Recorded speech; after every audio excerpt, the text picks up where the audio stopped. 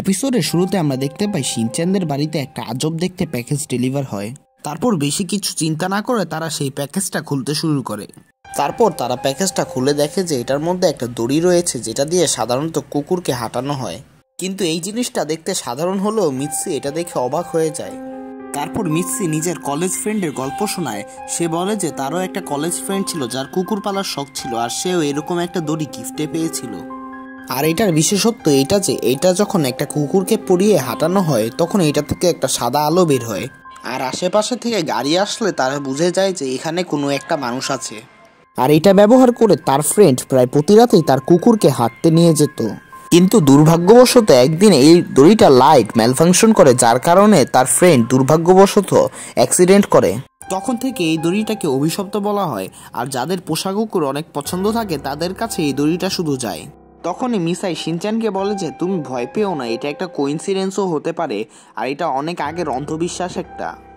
এরপর মিৎসি সেই দড়িটাকে চার্জে বসায় আর শিনচ্যানকে বলে যে আমি পাশের বাসার আন্টিদের বাসায় যাচ্ছি কিছু ট্যাক্স রিলেটেড কথাবার্তা বলতে। আর যখন মিৎসি চলে যায় তখনই সেই দড়িটা থেকে পিপ পিপ পিপ করে শব্দ আসতে থাকে। যেহেতু শিনচ্যান তখন বাড়িতে একা ছিল, তার একটা ট্রিক মনে পড়ে যেটা সে টিভিতে দেখেছিল, আর এই ট্রিকটার মাধ্যমে কোনো নন লিভিং বস্তুতে জীবন আছে কিনা সেটা জানা যায়। কিন্তু এই পদ্ধতিটা ব্যবহার করার জন্য একটা শর্ত আছে যে যখন এই পদ্ধতিটা কেউ ব্যবহার করবে তার বাড়িতে যাতে একটু আলো না ঢুকতে পারে। আর এই কারণে শিনচ্যান তার বাড়ির সকল আলো বন্ধ করে দেয়। কিন্তু তখনই হঠাৎ করে সেই দড়িটা শিনচ্যানের শরীরের সাথে অদ্ভুতভাবে পেঁচিয়ে যায়। কিন্তু এই দড়িটাকে নিজের শরীর থেকে ছাড়িয়ে শিনচ্যান বাকি কাজগুলো করতে শুরু করে। তারপর শিনচ্যান শিরোকে নিয়ে সেই অন্ধকার ঘরে ঢুকে যায়। তারপর সেই দড়িটার সাদা লাইট অটোমেটিক চালু হয়ে যায়, যার কারণে শিনচ্যান প্রচুর পরিমাণে এক্সাইটেড হয়ে যায়। তারপর অদ্ভুতভাবে সেই সাদা লাইটটা লাল লাইটের মধ্যে পরিবর্তন হয়ে যায়। তারপর এভাবেই দেখতে দেখতে সেই লাইটটা আবার দুইবার কালার চেঞ্জ করে। এইটা থেকে তারা নিশ্চিত হয়ে যায় যে এখানে কিছু একটা প্যারানর্মাল আছে, কারণ ম্যানুয়ালে লেখা ছিল যে এই লাইটটা সাদা রং ছাড়া অন্য কোনো রং নিতে পারে না।